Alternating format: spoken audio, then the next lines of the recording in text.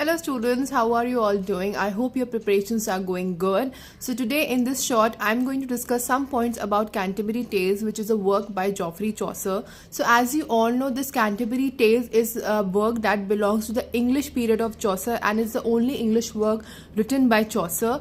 And as you know, this work actually has written in 1388, and this work has been influenced by Boccaccio's Decameron. So in Decameron also Boccaccio's portrays 7 young women and 3 young men fleeing the plague in Italy, and in order to pass the night they actually decided to tell tales, and it resulted in 100 odd tales of Decameron. Okay, similar idea has been portrayed by Chaucer also in his work the Canterbury Tales. So there were 29 pilgrims, and they decided to go on a shrine to Thomas Becket of Canterbury. Okay, so they actually rest in a Tabard inn to pass the night and to break the monotony of the night. They decided to tell tales. Okay, so Chaucer decided to tell 124 tales, but he has only finished 24 tales, and it was the host. And what was the name of the host? Host's name was Harry Bailey. He decided that the one who will be telling the story, the best story, will be awarded the free meal and an ale. So they decided to tell 2 stories on their way to Canterbury and 2 stories on their way back. Okay, and Knight was the first person to tell the story. So what story did Knight tell? Knight told the story of Palamon and Arcite. Okay, and the story of Knight, Palamon and Arcite was based on Boccaccio's Tessida, and this plot of Palamon and Arcite was also being used by Shakespeare in his work Two Noble Kingsmen.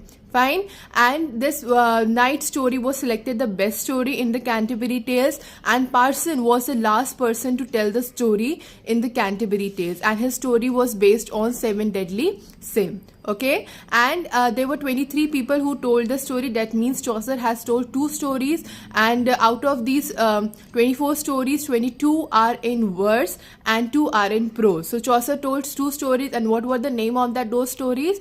Tale of Sir Thopas and Tale of Sir Meliboeus. So these were the 2 stories which were told by Chaucer. So discussing about the female characters in the general prologue. So 2 female characters that were included in general prologue was nun prioress and wife of Bath. Okay, and 2 female characters that were excluded from the general prologue was nun priest and second nun priest. Okay, so the 2 characters which was included in general prologue, wife of Bath and nun prioress, let's discuss about them.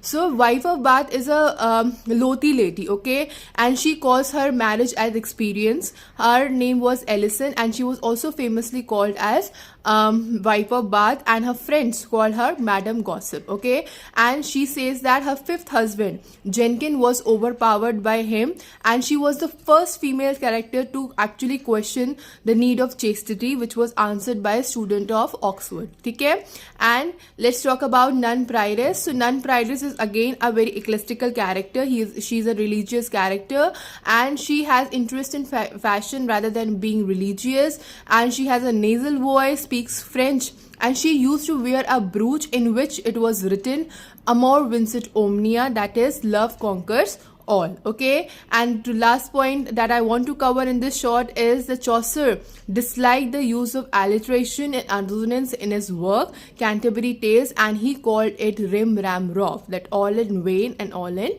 waste. Okay, thank you. I hope this short was useful for you. Stay tuned for more shorts. Thank you.